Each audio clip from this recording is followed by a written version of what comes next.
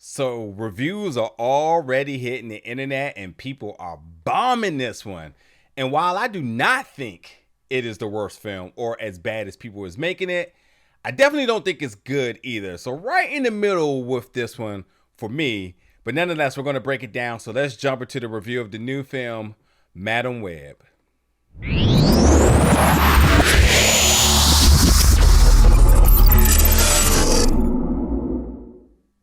What's up, everybody, and welcome back to the channel today for another review. And today we're going to be reviewing the new film, Madam Webb, coming to theaters February 14th. So I got a chance to check this one out early. Didn't go to no special premiere. Wasn't baited or even in any realm of influencing with this film. I went and just checked it out as a normal film critic. So there's no bias in anything I'm going to say, nor am I motivated by anything I've read or have seen or heard thus far. These are truly my opinions of this film. And with that being said, you have to be honest with yourself. The expectations was low. Remove the cast. But the expectations were low because of some of the information we had already knew. Knowing that this was going to take place in 2003. So you're kind of like, we're going back here. And with everything that's kind of happening currently, I think there's way more intrigue to put this in present day than to go back into 2003. And I will start off by saying, in terms of the 2003-ness, I was digging the little nostalgia that they kind of threw in there so boldly that you could not miss it. From Mountain Dew Code Red, Beyonce, Blockbuster. I mean, they hit all those things that you're just like, oh, look, it is. Am I saying 1993, 2003, whatever. But then, the film partially takes place in 1973. So, a little bit of that backstory, learning about essentially how Cassandra's mom and what Cassie's mom was ultimately out to do while she was pregnant, and et cetera, et cetera, et cetera. So we know about Cassie's roots and with her mother and whatnot. But then going back into the present day of 2003, she's a paramedic. She's whipping. Listen, she is whipping to the point that Dominic Toretto is right on the phone for her right now. Like, listen, I heard you got family, heard you can drive. Spoiler alert, Cassie will have to be in the next Fast and Furious, But yeah, and with that though, she discovers that she has powers, and yeah, there's a bad guy that has a connection with her mother, and he has the abilities to see his future. So he knows that there's three young ladies that are going to kill him, and that stops everything that he's built. So he's out to get them. We're talking about Ezekiel. He's out to get them before they can get their powers and get him. With that being said, our trio of Sydney Sweeney, Celeste O'Connor, who I've been a huge fan of, since day one. So I was like very excited to see her in this. And ultimately just kind of really seeing the year she's about to have right now, because she got Ghostbusters coming down the line. So big year for her, regardless of the projects and how they do overall. Big year for her, just alone on the IPs. And then Isabela, Merced. So that's our three Spider-Women girls that you've seen in the trailer, which I gotta say, the suits look fantastic. But what you saw in the trailer with the suits, you get about that, maybe like between transitioning to the second act in the film and then the very end. You're not getting a lot of that at all. And that's disappointing because the suits look good. I wanted them to have way more screen time, and that wasn't happening. But between our three, and Maddie, Julia, and Anya, our three leads here outside of Dakota, we'll come back to Dakota in a second. They're pretty much the bread and butter of this film. Their chemistry, how much fun they have, the charisma from them. I think without them, the film almost just becomes just a passing of time to me. I was not digging Ezekiel as the villain at all. I hated the dialogue. It was so corny. The dialogue was damn near cringy at times, because it's like, who talks like that, But then going back to Dakota Johnson as Cassie, or aka Madam Webb, you kind of bought into her story. And I thought she got more and more comfortable in this role when we got more deeper into the film. So at first she felt kind of stale, But I think she really started to win me over as the character started to develop, and again as the film started to progress. But that's no here nor there, because I think Dakota is just a great actor as well, and I think you can expect her to perform. But I also don't think the script helped her at all either, because it definitely, when it was stale, it was like really, really stale, and there's just no ifs, ands, or buts about this.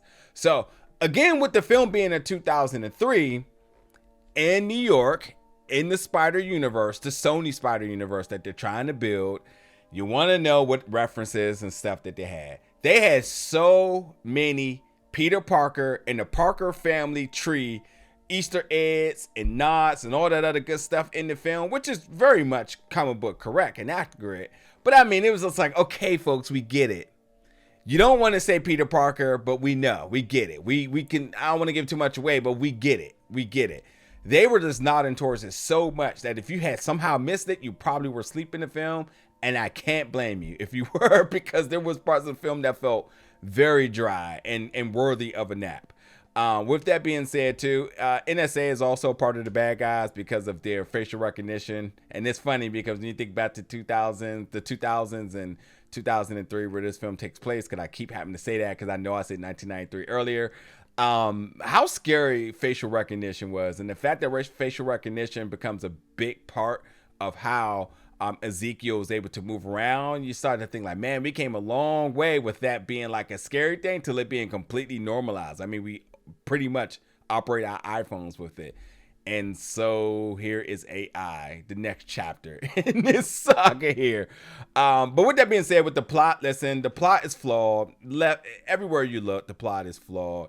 If you have a problem with Madam Web's design, the new comments have sort of updated in order to sort of match this current look and style of Madam Web. I am more of the classic OG look with the long gown, the older lady, and so on. So, it's nothing wrong with that. It's just a change. They didn't go off on a limb and did their own thing. It's just because of, it's very much accurate from the new comments to what it is now. But other than that, the film found random moments to be funny, a lot of moments to be dry. Even in the beginning of the film, like, they was really going heavy on the mockumentary cinematography zooms. If you watch The Office and shows of like, they were kind of nailing it to a point that I was like, is this a comedy? Because I did not know where that came from, but like, trust me, the very beginning of this film, there's a lot of that intense zooming of characters when folks got something to say, much like how the mockumentaries of all the stuff I talked about with The Office and whatnot.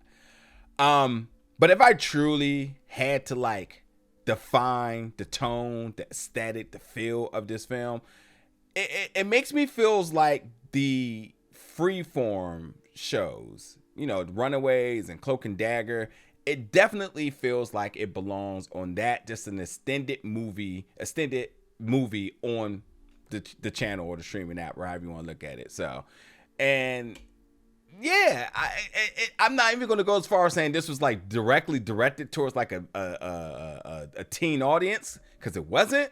But I definitely don't think it was all the way mature for adults as well too. It's kind of in that middle-ish thing, But I think that the problems with the film, just how the development of the powers kind of came about. I mean, people were definitely powers are just coming out of nowhere.